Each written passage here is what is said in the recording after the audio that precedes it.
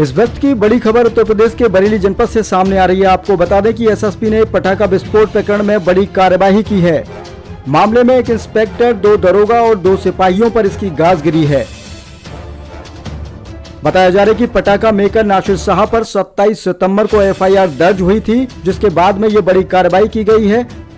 लेकिन पुलिस प्रशासन की बहुत बड़ी नाकामी रही, जिसके बाद में आज ये विस्फोट हुआ और ये हादसा हुआ है। लापरवाही के चलते 5 पुलिस कर्मियों पर ये गाज गिरी है।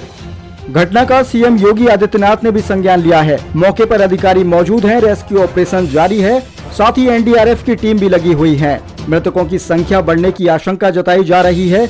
वहीं कई लोगों के अभी मलबे में दबे होने की भी आशंका जताई जा रही है।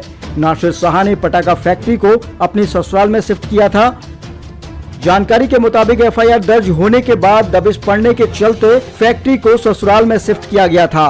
विस्फोट में मरने वालों की संख्या अब तक 5 हो चुकी है। 3 महिला और 2 बच्चों की दर्दनाक मौत हुई है। आपको बता दें कि 21 सितंबर 2024 को नासिर शाह के कस्बा सिरौली स्थित मकान पर छत पर भी कुछ पटाखे सुखाए गए थे, जिनमें आग लग गई थी और मौके पर महिलाओं ने पानी डालकर उसे बुझा दिया था। विस्फोट होने के बाद में टीम भी वहां पहुंची थी, पुलिस भी वहां पहुंची थी, लेकिन कोई ज्यादा बड़ा एक्शन नहीं लिया गया, जिसके चलते आज ये घटना हुई है।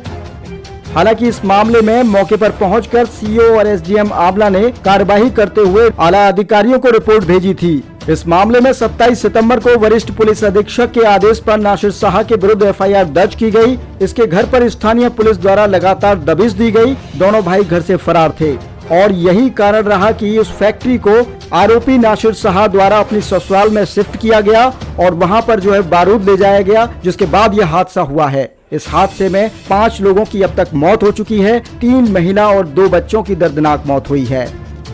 मौके पर आला अधिकारी मौजूद हैं, रेस्क्यू ऑपरेशन जारी है। एनडीआरएफ की टीमों को भी बुला लिया गया है। एनडीआरएफ की टीमें भी लगातार रेस्क्यू ऑपरेशन कर मलबे को हटा रही हैं।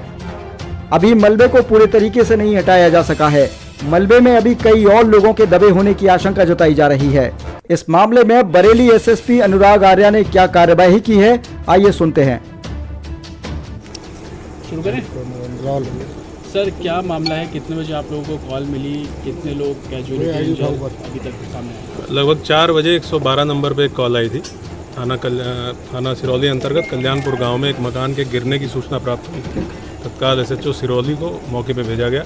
इनके द्वारा बताया गया कि एक मकान गिरा है और उसके आसपास के 3 अन्य मकान हैं जिनको क्षति पहुंची है। लोगों के द्वारा बताया गया कि कुछ लोग घायल हैं जो मलबे में हैं। तो तत्काल पुलिस की मदद से अन्य थानों की फोर्स भेजी गई। एसडीआरएफ की टीम को रवाना किया गया और गस्टेड ऑफिसर्स को मौके पे भेजा गया। पुलिस ने 5 लोगों को जो घायल थे उनको अस्पताल भेजा है। 3 लोग हैं जिनकी डेथ हो चुकी है, 3 महिलाएं हैं जिनकी डेथ हो चुकी है। उनकी शिनाख्त 2 लोगों की शिनाख्त कंफर्म हो गई है, एक की शिनाख्त अभी कराई जा रही है। जो घायल हैं उनका उपचार वर्तमान में जिला अस्पताल में चल रहा है। वहाँ पे एसपी सिटी और सीओ सिटी की एक टीम, सीओ फर्स्ट की एक टीम लगाई गई है ताकि उनका उपचार अच्छे से हो सके। और जो लोग वहाँ पे मौजूद हैं उनसे घटना के बारे में जानकारी करने के लिए, उनके बयान लेने के लिए भी एक टीम वहाँ पे गठित की गई है। मौके पे अभी फील्ड यूनिट है, एसडीआरएफ की टीम है, एएस चेक की टीम है, जो जितना भी मलबा है उसको हटा के देख रहे हैं कि उसके नीचे और तो कोई घायल व्यक्ति नहीं है या कोई ऐसी चीज़ तो नहीं है जो एविडेंस कलेक्शन में भी हमारे काम आए। जो जानकारी अभी तक मिली है उसमें एक नासिर शाह नाम का व्यक्ति है जो कस्बा सिरौली का रहने वाला है। उसके पास एक एक्सप्लोजिव एक्ट के संबंध में एक लाइसेंस था। ये उसकी ससुराल थी जहाँ घटनास्थल है और संभवतः उसके द्वारा इस अपनी ससुराल में विस्फोटक जो पटाखे हैं उनका यहाँ पे उसके द्वारा भंडारण किया गया था। प्रथम दृष्टया ऐसा प्रतीत हो रहा है कि इसकी वजह से घटना हुई है।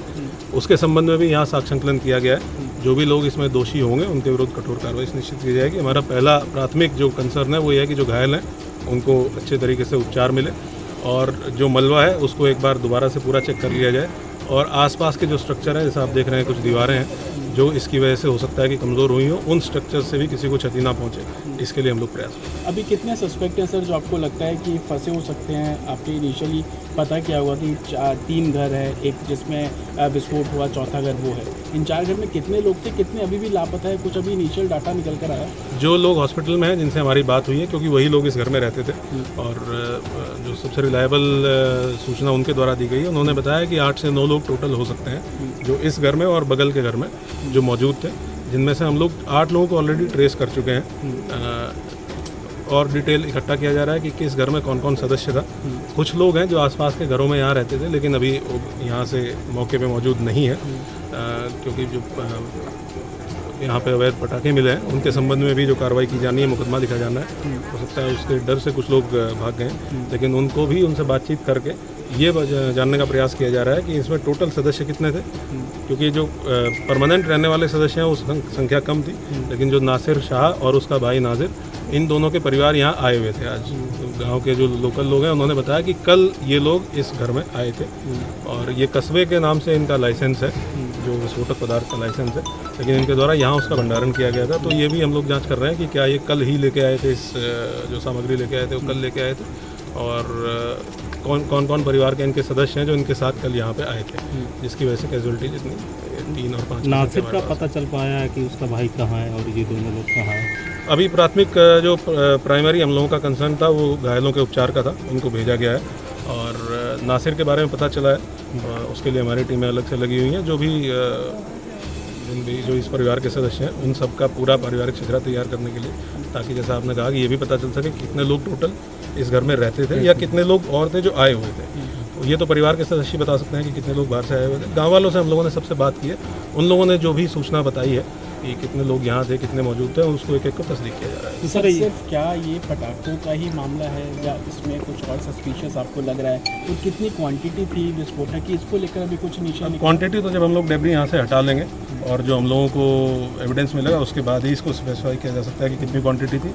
लेकिन मौके से पटाखे बरामद हुए हैं, जो लोकल स्तर पर पटाखे बनाए जाते हैं वो बरामद हुए हैं, जिससे ये स्पष्ट है कि क्योंकि जो पटाखे बरामद है वो इस्तेमाल होते हैं, त्यौहार पे इस्तेमाल होते हैं, तो उन पटाखों को यहाँ पे बनाया जा रहा था, ये स्पष्ट है, जिसकी वजह से घटना हुई है। इसके अलावा भी अन्य कोई महत्वपूर्ण चीज़ तो नासिर अपनी ससुराल में आके माना जाए कि यहाँ पर आके ये पूरा सारा काम कर रहा था? हाँ, कुछ लोगों के द्वारा ये बताया गया है कि अभी हम लोगों के द्वारा 27 तारीख से एक अभियान चलाया जा रहा था, जिसमें पिछले 10 साल के जितने भी विस्फोटक अधिनियम के मुकदमे दर्ज हैं, प्लस जितने ऐसे लोग हैं जो वर्तमान में लाइसेंस होल्डर्स हैं आतिशबाजी बनाने के या आतिशबाजी के भंडारण के या बेचने के, तो उनके सत्यापन का अभियान चलाया जा रहा था।